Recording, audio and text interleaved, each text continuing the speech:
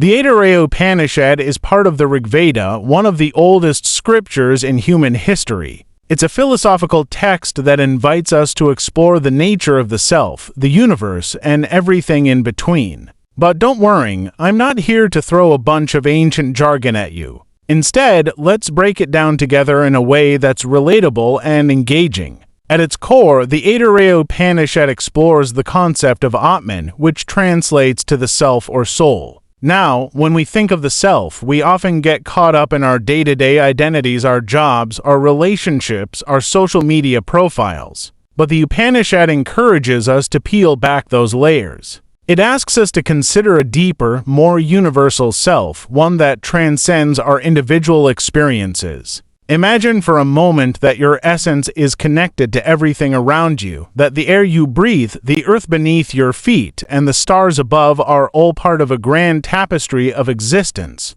The Upanishad presents a beautiful metaphor. It describes the self as a cosmic being, a kind of universal consciousness. Picture this: every time you breathe in, you're not just taking in air, you're engaging with the universe itself. When you look into the eyes of another person, you're not just seeing a face. You're witnessing a reflection of the same consciousness that resides within you. This idea can be both liberating and daunting. It suggests that we are all interconnected, yet it also places a profound responsibility on us to honor that connection. As we journey through the text, we encounter the idea of creation. The Aitareya Upanishad states that the universe emerged from this universal consciousness. It's as if the cosmos unfolded from a single thought. Imagine the power of a single thought. It's a reminder that our thoughts, too, have the potential to shape our reality. What we focus on, what we believe, can manifest in our lives. So, if you've ever doubted your ability to create change, let the Aitareya Upanishad inspire you. Now, let's talk about the concept of Brahman. In essence, Brahman is the ultimate reality, the source of all that exists. It's the backdrop against which the drama of life unfolds. Think of it as the ocean and our individual selves as waves.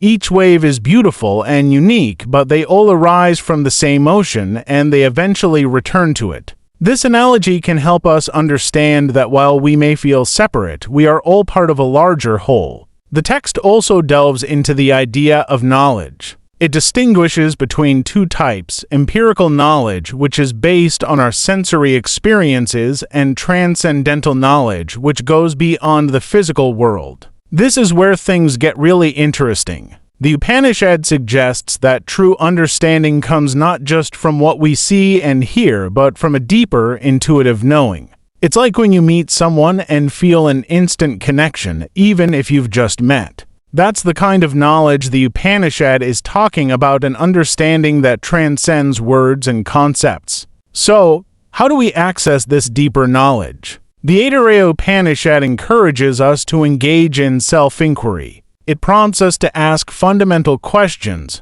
Who am I? What is my purpose? Why do I exist? These questions might feel daunting, but they're essential for personal growth. Think of them as keys that can unlock doors to deeper understanding. The more we ask, the more we discover about ourselves and our place in the universe. But self-inquiry isn't just an intellectual exercise. It requires us to cultivate mindfulness and presence. In our fast-paced world, it's easy to get caught up in distractions, social media, work deadlines, the endless stream of notifications. But the Upanishad reminds us that true insight comes from stillness. When we take a moment to pause, to breathe, and to simply be, we create space for clarity and understanding.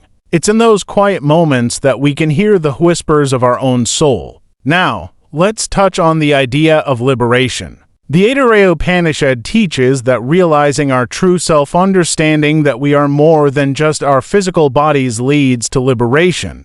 This concept of moksha is about breaking free from the cycle of birth and rebirth, the endless loop of suffering and attachment. It's about finding peace in the knowledge that our essence is eternal. Imagine living without fear of loss, knowing that you are part of something much greater. That's the kind of freedom the Upanishad points us toward. In our modern lives, we often seek happiness in external circumstances, money, relationships, achievements. But the Aitareya Upanishad gently nudges us to look within. True happiness, it suggests, is found in realizing our interconnectedness and embracing our true nature. It's about shifting our focus from the external to the internal, from the transient to the eternal.